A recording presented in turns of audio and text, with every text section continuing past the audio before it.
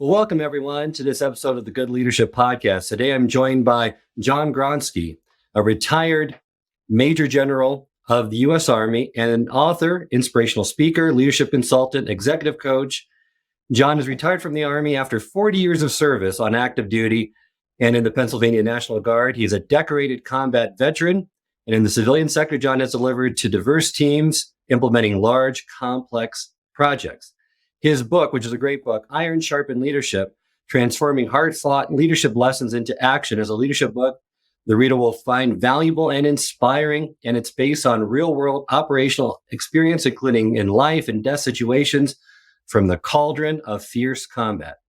Well, welcome to the program, John. Hey, Charles, it's good to be with you. Thank you for inviting me. Always like to start these podcasts, even though I've given a little bit of background, is just kind of giving our listeners a little bit more of your background in the military and why you and how you transitioned into being a leadership thought leader. You know, grew up in northeastern Pennsylvania, the youngest of 7 children. My father ran a business. So I kind of grew up as a young boy understanding customer service and what it meant to be an entrepreneur and run a business. And then had the opportunity to go to the University of Scranton, was in the ROTC there, got my commission in 1978.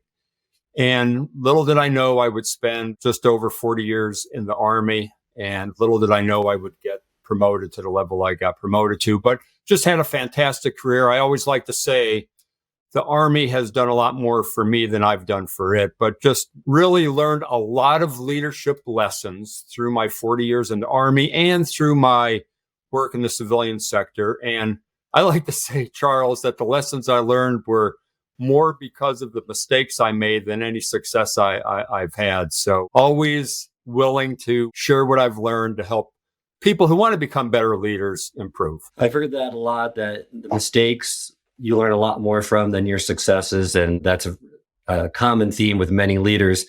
Love to know what inspired you to title your book, Iron Sharpens Iron. Well, actually, the name of the title is Iron Sharpen Leadership, but it is based on Proverbs 27:17, which reads, as iron sharpens iron, so one person sharpens another. And really what that means to me is, as leaders, we've got to raise our hand up and look for mentors in our life. Look for people who could help us continue to learn and become better leaders. And at the same time, we've got to reach our other hand down to find others who want to improve, that we could help along and help them learn from our leadership experience. So it really cuts both ways.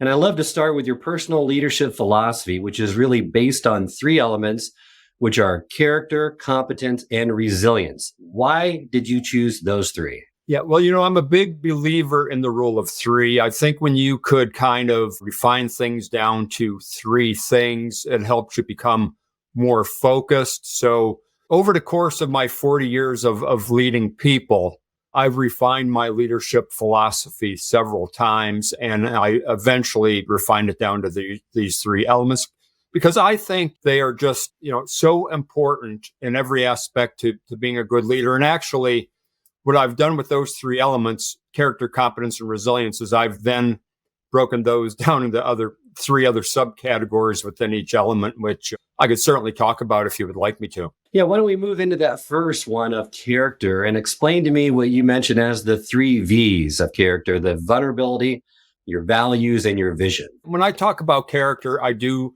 like to talk about values. I think values are so important. And it's not only values, but we've also got to link the behaviors that we would like to see associated with each one of those values. And another thing we have to do with values, we've got to really integrate values and factor our values into the decisions we make. You know, I like to think about any organization that has organizational values. And the question I like to ask leaders when I'm talking to them is, do you factor your organizational values in your business decisions? I mean, it's really important.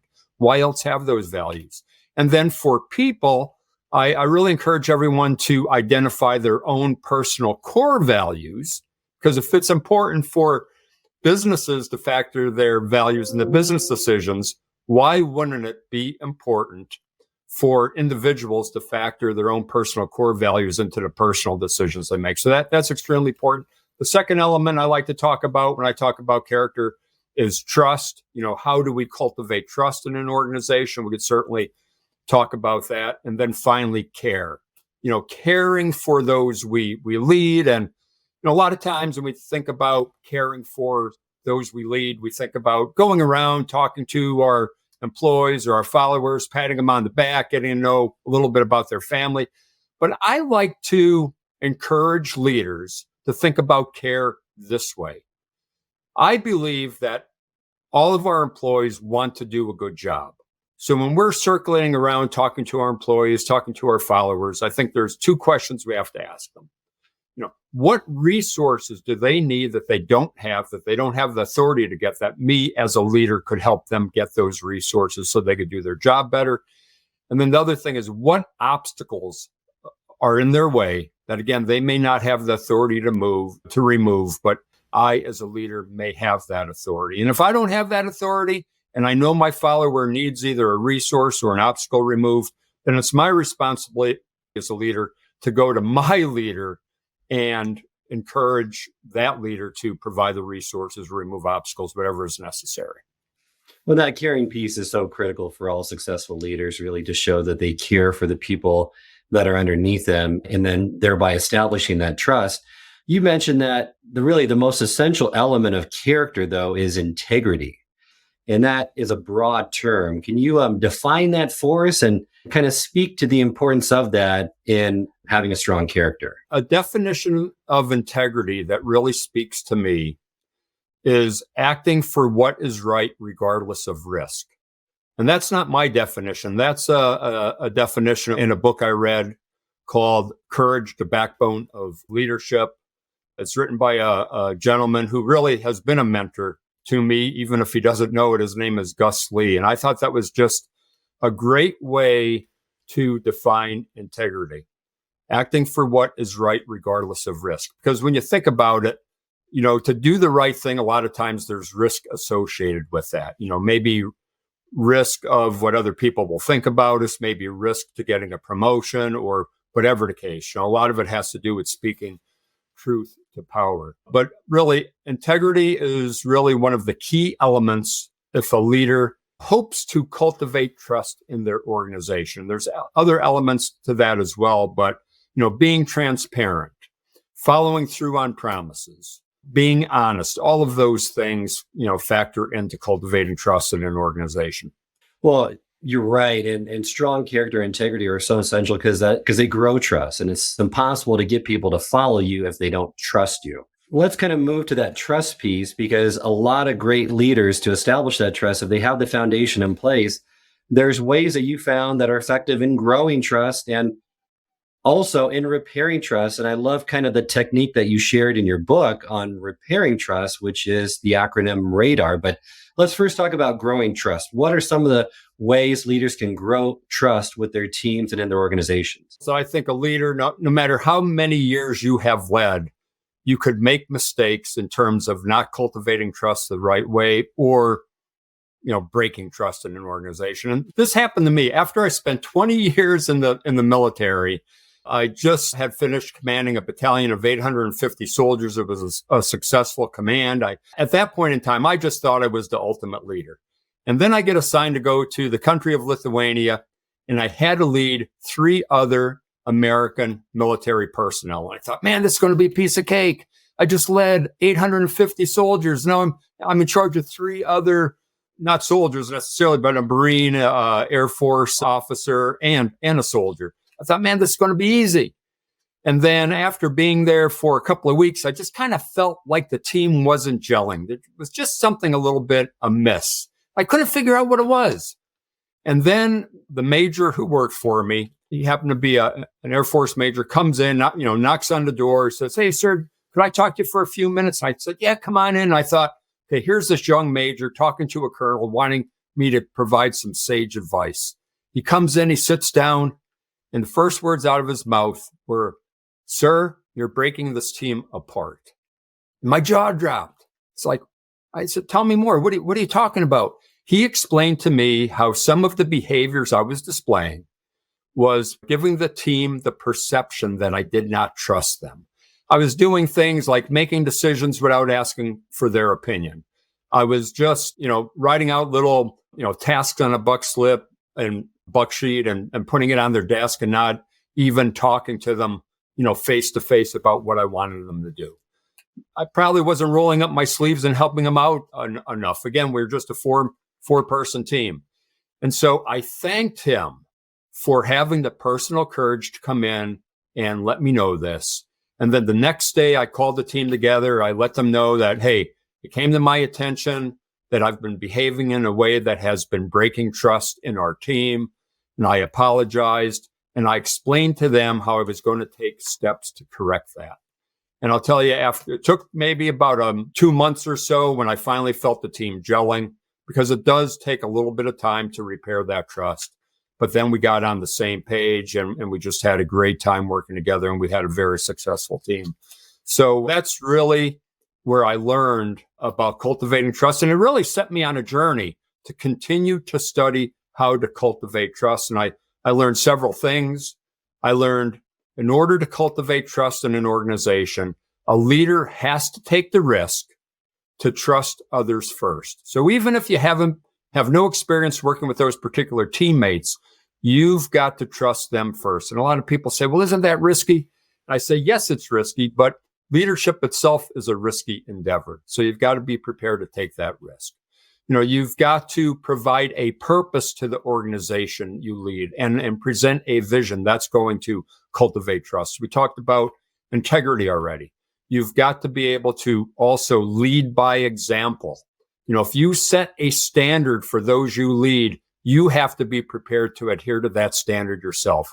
At times, you got to roll up your sleeves and pitch in with the team. Let them know that you're willing to do anything for them. And when you show them that you're willing to do anything for them, they will be willing to do anything for you. And then the last thing is to show that you truly do care about them. We talked a little about care already, but that's what I learned about cultivating trust based on that wake-up call I received from that young officer who had the personal courage to actually talk to me about it. Well, and that's great to hear. And I love for you to kind of, if you could, go through that technique of radar in repairing trust based on that event, because I love that technique, and it's that catchy acronym that will get people to really remember it. And R stands for recognize and acknowledge, right? A stands for apologizing by saying you're sorry. D for determine what caused the violation. The second A is admit the act was destructive, and R is take responsibility for it. So perhaps you can just kind of say a few things about that concept and how effective it's been for you. Yeah, I actually have refined that a little bit to make it a little bit more simple for people to actually implement. I like to say the first thing you have to do is apologize for what you did. And the quicker you apologize, the higher the probability is going to be that you're going to be able to repair that trust. And then the next thing you have to do is just, truly recognize that behavior and then let people know what steps you're going to take so that behavior doesn't occur again in the future. Because, it's one thing to recognize that you broke trust. It's another thing to apologize, and it's got to be done quickly. But then to really show people that you care about what you did and you're sincere about changing, you've got to explain to them what actions you're going to take to change the process, to change the procedures, to change just the way you behave to make sure that trust is not broken again in the future. And when you do those things, admit that you made the mistake, apologize, and then explain to people how you're going to correct that. That makes all the difference in the world. But the key to this is you've got to do it as quickly as possible. For example, Charles, if I break trust with you and I wait 2 weeks before I call you into my office or go see you at your area and go through this procedure of admitting and apologizing, if I wait 2 weeks to do that, chances are that trust is never going to be repaired. So you've got to do it as quickly as you could. You don't want to delay when going through this procedure of repairing trust. That is so critical. And I love what you said earlier, too, that trust has to start with you and you have to trust people first, which is counterintuitive to what a lot of people think, but it's the right way to start it out or to establish trust. And, Charles, if I could just kind of add to that a little bit, and some people do question me on that. How am I supposed to trust people that I've never worked with before? And then I asked them this question. Have you ever worked for a boss or a leader that you felt did not trust you? And usually somewhere in somebody's life, they've worked or served with such a leader or such a boss. And I said, well, were you able to trust that leader if you felt they weren't able to trust you? And the answer is always a resounding no.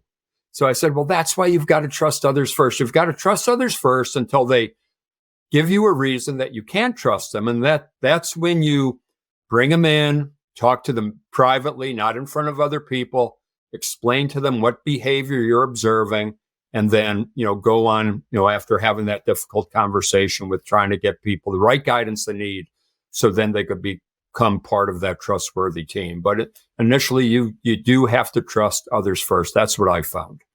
Before we move on from character, I love one of the quotes you put in the book that I'm going to start using. And it was an interview that Coach Krzyzewski of Duke had, and he was interviewed and he was asked the following question: what does character have to do with winning basketball games? And Coach K went to West Point, one of the most decorated college coaches, perhaps the most decorated besides John Wooden ever in college basketball. He pondered the question, considered it for a moment. He said it has absolutely nothing to do with winning basketball games, but has everything to do with winning championships. And that's so astute and so spot on, not only for sports, but for life. I love that quote too. And really it gets down to toxic leaders. A lot of people say, well, I work for a toxic leader, or I'm aware of a toxic leader, and that toxic leader had success. And I said, yeah, they might have had success doing a particular task or completing a particular project. But if you want long-term success, if you want to be a champion, that's what character-based servant leadership is all about. Toxic leaders are going to have some gains, but they're not going to have championship caliber gains. And that's exactly what Coach K was talking about. Well, let's move into that idea of servant leadership and really talking about leadership in general. I know servant leadership sometimes gets a bad rap, or it's been an overused, trite term, but it's really essential. If you want to be a great leader, it all starts from that servant mentality. So if you could just provide our listeners with that philosophy and kind of what you've seen in terms of great leaders and how they really are servant leaders. Yeah. I think one reason why not everyone wants to become a leader is because it does take a lot of work. What do I mean by it takes a lot of work? Well, let's say you're a leader who leads 4 other people. Those 4 people don't serve you. You've got to serve those people. And then as you get promoted, maybe next time you're going to get promoted to a position where you've got to lead 20 people. The right mindset for that leader isn't, wow, now I've got 20 people to serve me. The mindset should be, now I've really got my work cut out for me because now I've got 16 additional people that I have to serve. And again, as you keep going up the food chain and whatever organization you're a leader in, that's the mindset you have to have. The mindset you have to have is, now I've got to work harder because now I have more people to serve. And again, when I mentioned it a little bit earlier, and again, I learned this from reading a book about Teddy Roosevelt when he was the commander of the Rough Riders. In his experience, leading those Rough Riders during the Battle of San Juan Hill and leading up to that, what he learned is that when you work hard to serve your people, those people will work hard to serve you. I truly believe that. Just in my experience with mentors I've had in my life and leaders that I've had that I've observed, the good ones were always the type to serve others. Now that doesn't mean that you don't hold people to standards and that type of thing. I mean, you've got to do that. But at the end of the day, you have to have the mindset that I am here to serve my people rather than the other way around. Part of that leadership philosophy you have is, and I love this term, it's muddy boots leadership. And, literally and figuratively, it's getting out of your office and manage by walking around, which is so critical to identifying the needs of the organization, connecting with the people. But not many leaders are very good at doing it, because the higher up you go in any organization, right, usually your staff surrounding you grows as well. And many artificial walls are constructed, which really prevent the leader from gaining the truth of what's happening in that situation. Charles, I like to say it's better for a leader to read people than to read reports. And I just know in my own experience, I commanded a brigade of 5,000 soldiers and Marines in Ramadi, Iraq in 05 and 06, a very violent time over there.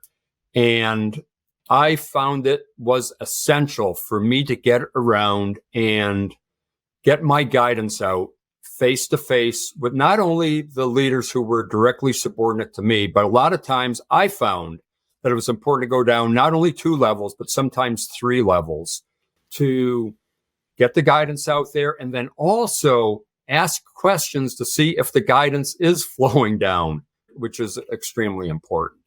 And again, when you go around, there's certain things you have to do when you circulate through your organization. And I learned this from a leader I worked with over at U.S. Army Europe, General Hodges, when he would go around and circulate over in Europe, and now and then I'd have an opportunity to actually see him in action. I noticed he asked a few critical questions. And again, I think sometimes when leaders circulate, they really don't go in with a pre-plan of what questions do I want to ask. General Hodges asked these questions, which I really imitated in my life as a leader.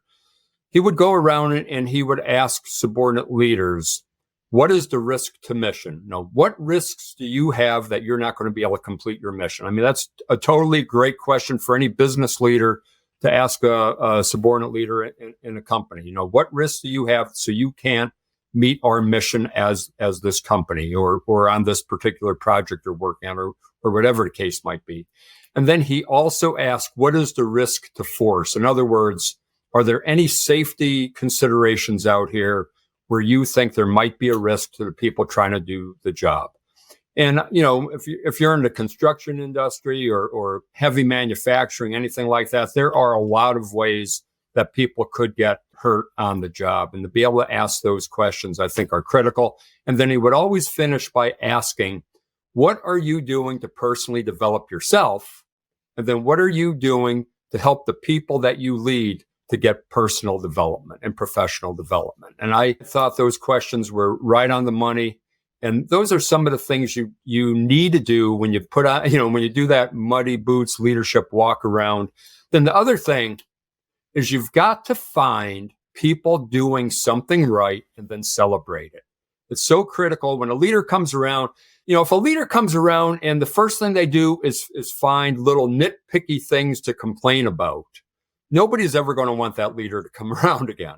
But if the leader comes around and finds people doing something right and then celebrates it, that's the kind of leader you want to have around. I like to say you want to be the type of leader who brightens up a room when you enter it, not when you leave it. Now that doesn't mean, hey, if you find something critically wrong when you're circulating, obviously you've got to bring it to your subordinate leader's attention. But for the most part, when you're circulating, really try to find people doing right and let them know they're doing a good job and explain to them what they're doing right so they understand to sustain that type of behavior. Then you hit on something that many leaders struggle with that I see time and time again. It's recognition and gratitude. It's recognizing your people for things well done, but it's showing gratitude and appreciation for just who they are. And the outputs that they're going to deliver for you are going to be far greater. They're going to feel far more valued if that's the approach you take, but no leader really does it enough. I don't hear too many people coming home from their job saying, I was just appreciated too much today on my job.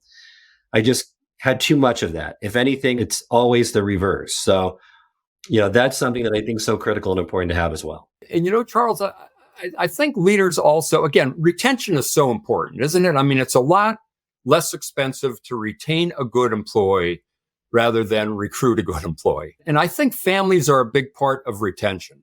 So I think there's a couple of things leaders need to be thinking about. Yes, find ways to reward the employee.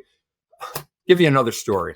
right after 9/11, I had to take 200 soldiers over to Europe to do a force protection mission over there, which meant I had 2,000 soldiers, 4 different countries, Germany, Italy, Belgium, and the Netherlands. And they had to guard the U.S. Army installations over there because it was right after 9/11. We weren't sure what other attacks might be occurring against, U.S. interests overseas. And so as I was over there, I had a mentor come over to visit me, and he gave me an idea. He said, John, he goes, when you're out there visiting soldiers, and he knew I was on the road all the time visiting soldiers throughout these 4 countries. So when you visit these soldiers, he said, take a picture of you and that soldier, find out what loved one back home that soldier would want that picture sent to, and do a little handwritten note to that soldier's loved one, letting them know what a great job their soldier is doing and how proud they should be of them, and send those back. I sent almost 400 pictures back home. And this was in 2002. It was still analog time. We didn't have digital cameras, believe it or not, at that time. We were still using those cardboard cameras. And I would do these handwritten notes, put a developed copy of the picture in the envelope, send it back to people. 10 years after the fact, 10 years after that, I would have soldiers walking up to me if they would see me at a venue, and they would thank me for the picture I sent back home to their daughter. Or I would have a spouse come up to me, and they would thank me for the picture I sent to them of their soldier doing their job overseas. They said, I still have that picture on the refrigerator. So again, it's the little things we do as leaders. Just little things in our mind are so big in the minds of the people we lead. It doesn't have to be any big monetary reward or something, but just something to really show those employees of ours and their families that we really appreciate them. Yeah, that was a powerful story. And you're right. The little things make the biggest difference. And that's part of leading with purpose. And you put in your book, one of my favorite quotes on leading with purpose is that every leader should strive for this. And it's by Sharon Alder, rather, is carve your name on hearts, not tombstones. A legacy is etched into the minds of others and the stories they share about you. So powerful, but it's so critical to lead with purpose because, as you mentioned in your book, and you took it from Frankel's famous saying, is that he who has a why to live for can bear almost any how. Yeah. And in my book, I put purpose under competence. And when I talk about competence in my book, I'm not talking about technical or tactical competence of a particular industry or job. I'm talking about what I call leader competence. And providing that purpose and vision, I think, is a very, very important leader competency. I already talked about how it helps cultivate trust when you provide purpose to people. People have to know that they're working for something bigger than themselves. And again, it leads into retention too. People do not leave jobs, or people do not leave industries. They leave leaders. And it's important to provide that purpose so people feel, just really motivated and inspired to work for a particular company based on what that purpose is. But vision, purpose, absolutely critical under the leader competence bucket. You're right. I'd love for you to kind of go into a little bit more about commander's intent, because I think that's so critical for leaders to have that purpose. That's part of the intent. That's at a high level, that there could be many ways to achieve this goal, and they could change based on what the enemy's doing, what your competition's doing, but the intent stays the same. And I think that's a critical point for leaders to get. In the Army, we have something called commander's intent. We put out a 5-paragraph operations order before a particular mission. The commander always writes his own intent. He might have a staff writing the other paragraphs of this 5-paragraph operations order, but a good commander will always write and articulate his or her own intent. And intent consists of purpose, key tasks, end state. And, this is something any business leader could integrate into the way they communicate to their people, especially if we're going to be beginning a change initiative of some sort, explain to people, hey, this is the reason why we're conducting this change. This is why we're doing this change initiative. This is the purpose. These are the key tasks that we've got to accomplish in order for this to be successful. And then at the end of the day, this is what the end state looks like. This is what I'm looking for. This is how I define success. And if a business leader could use that military tool in their own business, and they're going to be successful, because that's a key way to communicate. And by the way, communicate is another element of what I call leader competence. A leader has to be able to clearly communicate. And when they're giving a task to people, tell them what to do and why they need to do it. And the why is the most important part of those two things. But then let the people that work for you figure out how to do it.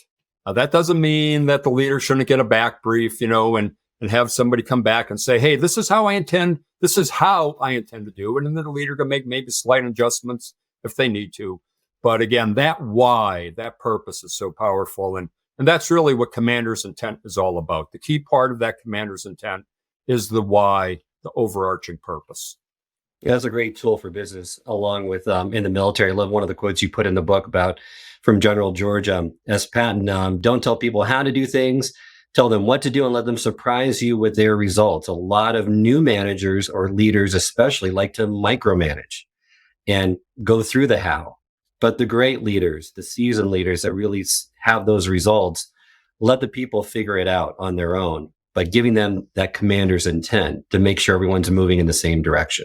Yeah. And Charles, again, like I said, it depends on the experience level of the team too, but nothing wrong with getting a brief back from them. When they develop the how, before they begin to implement, nothing wrong with having the team come in and explain to you how they intend to do it. That way you can make adjustments ahead of the time. And actually, if it's a less experienced team, the more you're going to want them to come in and provide that brief back to you. So it's all about situational leadership and understanding the training and experience that a particular team or teammate might have, and then kind of adjust your leadership style to that. One of the things also that kind of stood out for me was that leaders don't treat everyone the same. You have a story in your book with the Dallas Cowboys head coach, Jimmy Johnson, back in the 90s. And I think it speaks well to, don't treat everyone equal. Jimmy Johnson realized that the same thing Lombardi knew, that people need to be treated as individuals, that if the team is going to gain success, you got to know your team, know those individuals, and don't have a cookie cutter approach where you're treating them the same way. He had mentioned that Troy Aikman was not going to be treated the same way as a third string lineman if he caught them both dozing off in a team meeting. If he found that third string lineman sleeping in the team, he'd wake him rudely and probably fine him. But if he found Troy Aikman, the quarterback, the Pro Bowl quarterback, sleeping in a meeting, he would gently wake him up and ask him if he could bring him a cup of coffee. Yeah, I love that story. And again, sometimes people are taken aback when I'm conducting a leadership workshop or a keynote, and I say, a leader should not treat everyone equally. And what do you mean? A leader shouldn't treat everybody equally? I said, yes, a leader should not treat everyone equally. They should treat everyone individually. Now, that doesn't mean you treat people unfairly. That's a whole other ballgame, okay? But you've got to understand people's strengths and weaknesses. Get to know your people, get to know their strengths and weaknesses, and treat them accordingly. Treat them as individuals. And, think about it, Charles. If you're a part of a large team, wouldn't you want your leader to treat you as an individual rather than just the same cookie cutter approach that leader treats everybody else? I really like that. If a leader really understands what makes me tick and treats me as such, I really appreciate that. Then I understand that, hey, that leader really is getting to know me, and I grow to trust that leader even more. Yes, completely agree with that statement. And the other one that was somewhat shocking to me that takes some unpacking is not everyone deserves a mentor. And this was taught to you by a 4-star general in the U.S. Army that proclaimed not everyone deserves a mentor. And mentorship can happen at all levels. It can happen, not just top down, 360. But if you could explain to me what that really kind of unpack that statement for us. Yeah, not everyone deserves a mentor. And think of it this way. If you are trying to mentor someone who is arrogant, they think they know everything, what you're trying to coach them on just isn't sinking in because, they don't need it in their opinion. That's a person who doesn't deserve a mentor. But if you've got somebody who's inquisitive, they're always observing you, they're asking questions, it's evident that they want to learn. You can see that they're doing certain things to develop their professional skills. that's a person I want to take under my wing, put my arm around, and really help them become better. So not everybody deserves a mentor.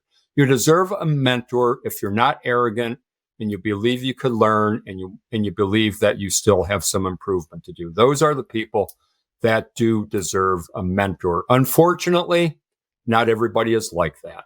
So that's why I say not everybody deserves a mentor. And then to the other point you brought up about 360-degree mentorship, I absolutely believe that. Even after I've served 40 years in the Army, I knew I could still learn from a PFC who maybe had 1 year experience because they might have been at the tip of the spear. They're more familiar with their weapon system than I would ever be. They might be more familiar with a particular vehicle than I'm going to be familiar with, because in my level that I'm at, I'm not doing maintenance on a vehicle anymore, right? So again, you could be mentored by anybody in your organization, regardless of their education level, regardless of their time on the job, because they may have some life experience that kind of is going to provide some mentorship to you that has nothing to do with the particular industry that they're in. So don't close your eyes to people just because they don't have the education that you have. Maybe they don't have the experience that you have. I believe we could learn from anyone, no matter the case. And you provide a great story in your book about Bryan Cranston. He was on the Seinfeld episode. He was getting ready to do his scene. He was a dentist, going to work on Jerry Seinfeld's mouth in this scene. And he looked up and he saw a maintenance man replacing a light bulb fixture on the ceiling. And the man suggested that if Bryan, as a dentist, took a whiff of the nitrous oxide first, the scene would be much funnier. And Bryan took that advice, and the scene became one of the most memorable in the history of the show. So, like you said, mentorship is everywhere. We simply have to be open in receiving it. Yeah, absolutely. And, when Bryan Cranston, he came over to U.S. Army Europe just on I guess it was a USO tour, and he told that story. And man, that really resonated with me. I thought, man, that really explains how we just have to keep our eyes and ears open, and we could learn from many different situations and many different people. Absolutely. The other thing that I love to emphasize here that was in your book, which is common sense, but I think it's going to maybe not be common practice to a lot, is leaders don't get paid to make the inevitable happen. Leaders get paid to transform organizations. Leaders are expected to change an organization from its current state into something better. Managers seek to keep the organization stable. Leaders seek to drive change. So I think that's really a critical nuance there between the difference between managing and leading. Yeah. And, I'm always hesitant to talk about difference between managers and leaders, because I do think managers also have to lead, and I think leaders also have to manage. But at the end of the day, what you just articulated from my book is exactly what I believe. Leaders are drivers of change. Managers are more about, trying to create a stable environment. So if you're in a leadership position, you absolutely have to be forward thinking. That's one of the big rocks a leader has to carry around with them is driving change. Because let's face it, somebody who's middle management or a little bit, maybe at the very tactical level of leadership, they're probably not going to be sponsors of change. But it's up to those senior leaders in an organization to really sponsor change and then find change agents throughout the organization who will buy into the change that senior leader is trying to sponsor. And those are the ones, a lot of times it could be informal leaders in an organization who will then kind of at the grassroots level get everybody on board with that change.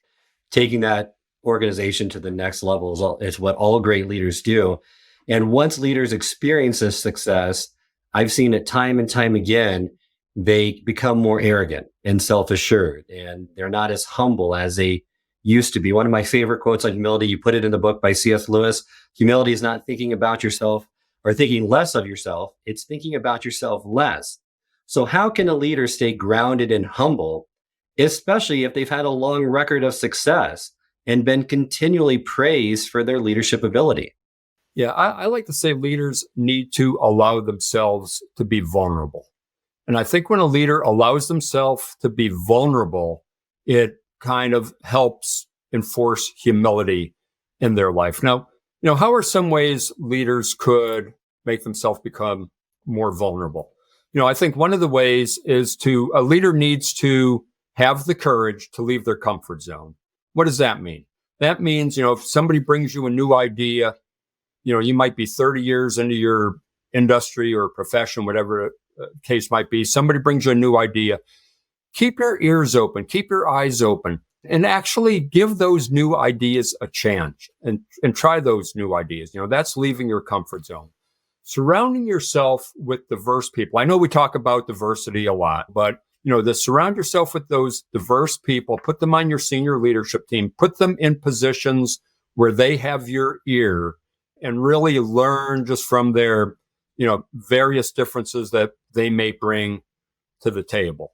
And think another way a leader could allow themselves to be vulnerable is asking people what they think, asking people what their opinions are, and then, giving those opinions a chance. And then the third way a leader could allow themselves to be more vulnerable is by sharing stories. And I know a few podcasts ago, you had a great leader on who was talking about the importance of storytelling. I'm a big believer in storytelling because I think stories resonate a lot more with people than concepts do. But when I'm talking about a leader sharing stories, what kind of stories am I talking about?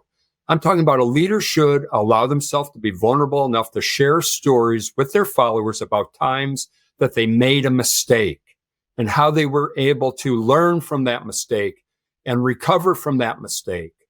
They need to share with followers times that they failed and how they were able to overcome that failure and how they were able to display resiliency. And then the other stories leaders should share with their followers is let them know where they came from, what their childhood was like, what obstacles did they have to overcome through their childhood into adult life, maybe some of the issues they had in their family or some of the issues they might have had going to school or with their first job or whatever the case.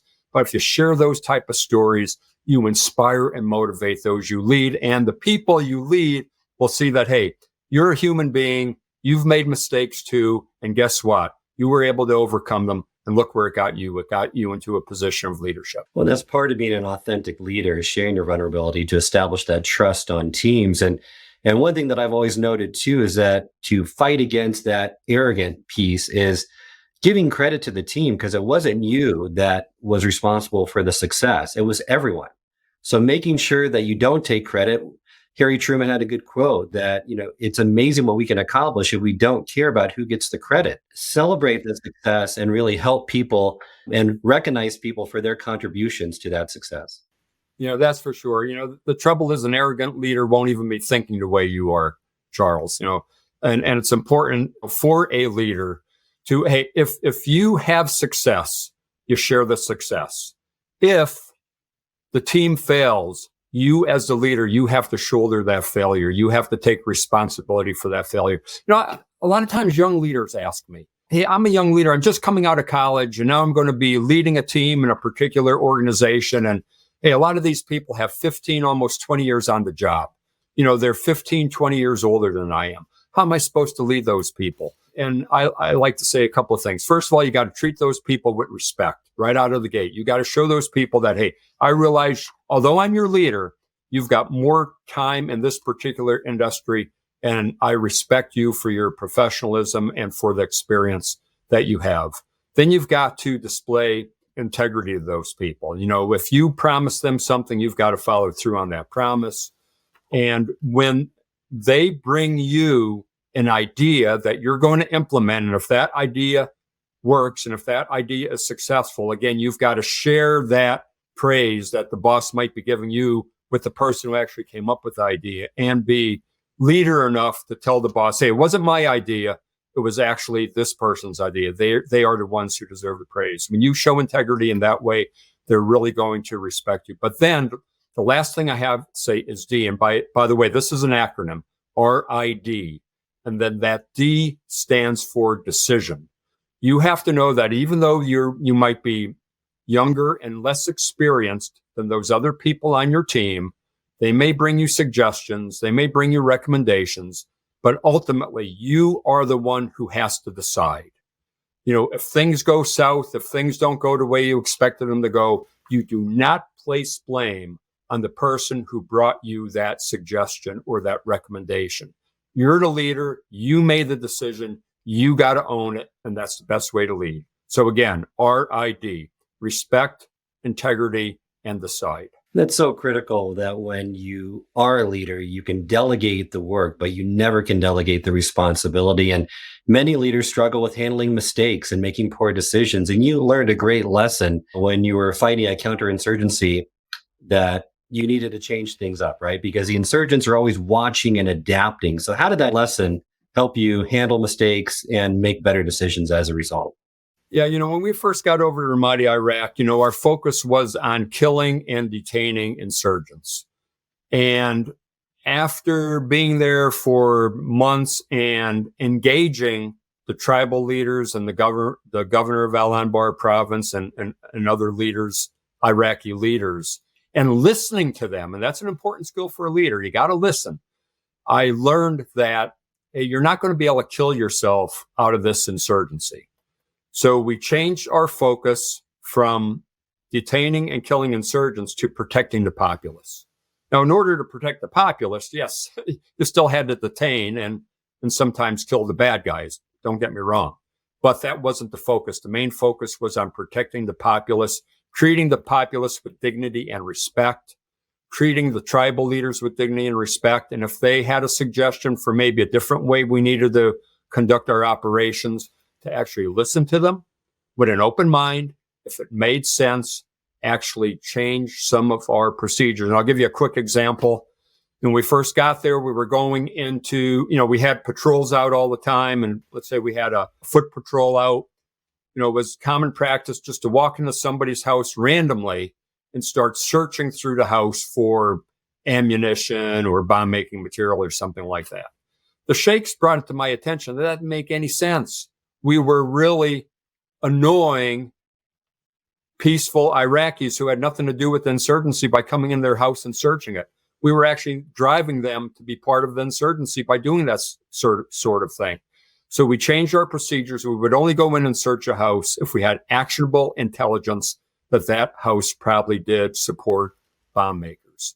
And so just by doing that simple thing, we stopped annoying more Iraqis and stopped driving more Iraqis to the side of the insurgency.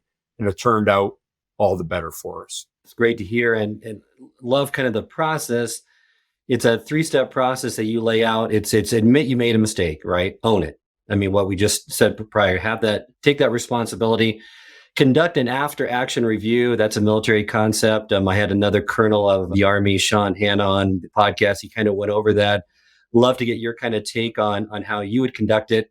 And then most importantly, at the end is share the lessons learned with others so that behavior is changed as a result of the mistake. Yeah, this really came into play on a very bad day. It was January 5th, 2006. We had a recruiting event, and up to that point, we were recruiting into the Iraqi police, maybe 2 or 3 people every month. This was a phenomenal recruiting event. We started on January 2nd. We were going to have it run January 2nd, 3rd, and 4th. And because we had hundreds of Iraqis showing up for this recruiting event, I made a bad decision. I decided to conduct the recruiting event for a 4th day in a row. When you're fighting an insurgency, the insurgents are always out there watching. We had a suicide bomber blow himself up.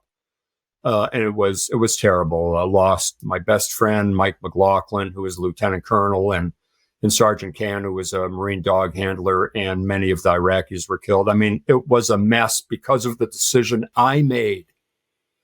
So the next day, I got the subordinate unit commanders together, and I said, hey, we're going to have to ship 200 of these Iraqis to police training 2 weeks from now. We're going to have to queue them up in a very similar manner.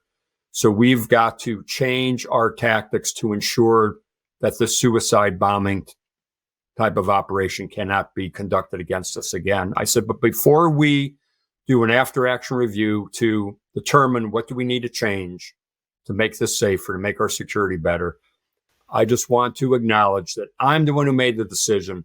I'm the one who made the mistake to do this 4 days in a row. So we don't have to waste time at this lessons learned meeting deciding who's to blame. because I'm the guy to blame. So that's it. Now let's focus on how we can make things better. And that's exactly what an after action review is in the Army. An after action review is an event, a lessons learned session that you conduct to determine, hey, what did we do well that we want to continue to sustain and do well again next time we do a similar operation? What didn't we do so well that we're going to want to change and improve?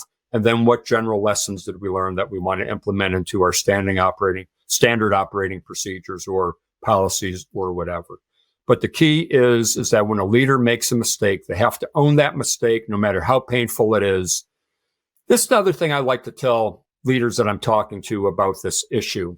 I like to say, hey, if you're a leader and you make a mistake, you think your followers are so stupid to know that you didn't make the mistake? I mean, come on. You've got smart people working for you. They know you made a mistake. So why not admit it? Because if you don't admit that you made the mistake when everybody knows you made that mistake, you just instantly lost credibility with everybody.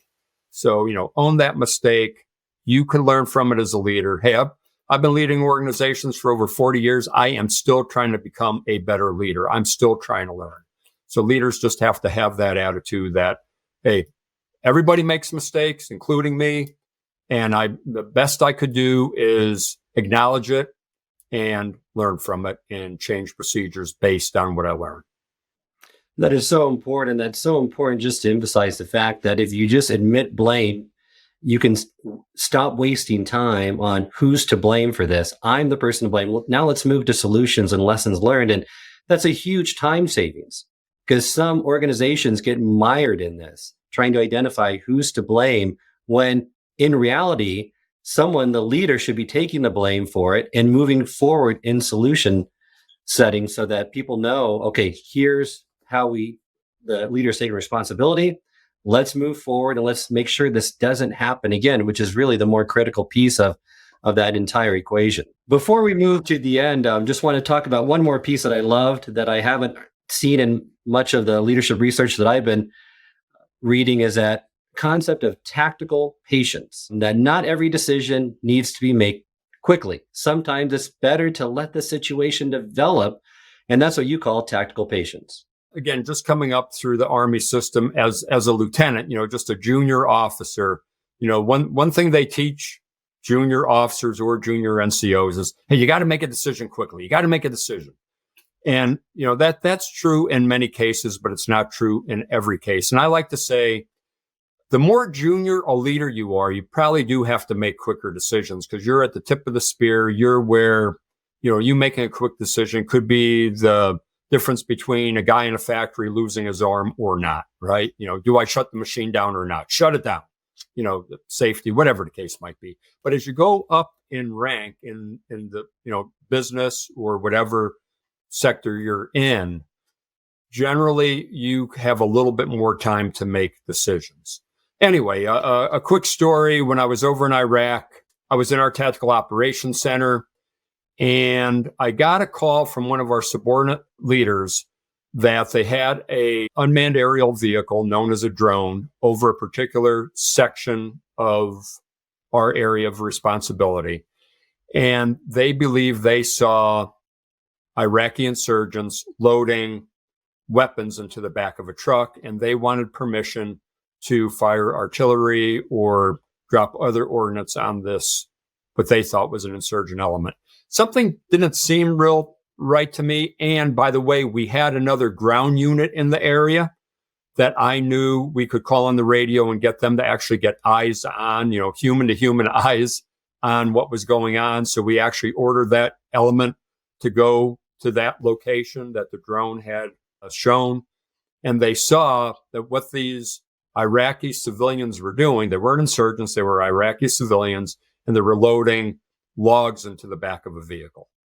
And again, just using that tactical patience, letting the situation develop a little bit, getting more information that was necessary to make that decision, we saved lives. We saved innocent lives. And again, if we did attack those Iraqi civilians, we would have, from their families, we would have just created more insurgents. So just a great example of using tactical patience. Hey, real quick, I just want to point out something Colin Powell used to say. You know, Colin Powell had the 40-70 rule, and you might be familiar with it. Colin Powell used to say that when a leader is making a decision, if they're making a decision with less than 40% of the information, they're probably just shooting from the hip. They're probably just guessing. But if a leader waits until they have more than 70% of the information, they probably just missed an opportunity because they took too long to make that decision. So I think that's the sweet spot. You know, we need to get between 40 to 70% of the information because, you know, Charles, we're never going to have 100% of the information. So don't even try for that. But again, that sweet spot between 40 to 70% of the information before making a decision. And then after we make a decision, we can't just throw a sack of potatoes over the wall and walk away from it and let others implement it based on our decision. We've got to keep an eye on, hey, are we getting new information that might, you know, we may want to refine that decision, or is what we decide, is the implementation we decided on not working out? So now we have to change course. You know, you don't want to be wedded to a plan that's continuing to fail. So again, once you make a decision, you still have to stay engaged and check for new information or how the plan is working out, and be prepared to pivot if you need to. Great advice. And you're right. All leadership is making decisions under uncertainty. And that 40-70 rule is a very helpful tool to use. Before we end each episode, I'd love to just end with one final question. Is there one takeaway you would like our listeners to get from your book or your leadership philosophy? I think the one big thing leaders need to do is get out there with the people. You know, leaders need to circulate. Leaders really need to really get eyes on and look people in the eye. And, you know, when you look somebody in the eye, you could see what their morale is. You could really get a sense of, hey, are they into doing this work, or are they kind of somewhere else? But just getting out there, your people that you lead really appreciate the fact when you get out there just to see how they're doing. Again, resources, obstacles, whatever the case, but just to get out there, be with them, read people rather than read reports. And I think that's one of the keys to being a good leader, because when you're out there seeing people, checking on them, that's really, I think, the essence of being a servant leader. Because how could you serve if you're not going out there and seeing what the people need and how you could be helpful and how you could help them do their job better? So I think that's one of the key takeaways, is get out there, see what's going on, and see how you could earn the pay you're supposed to be earning as a leader. Sound advice. Thank you so much, John, for joining me today. Remind our listeners how they can get in contact with you and learn more about your work. Yeah, I'm on Instagram. I'm on LinkedIn. You can find me there just by typing in my name. I also have a website that is very simple, johngronski.com. And when you get on that website, there's a lot of free leadership development tools there for you to take advantage of. And then you could also find my social media links from my website. So thank you for asking. That's the best way for people to get in touch with me.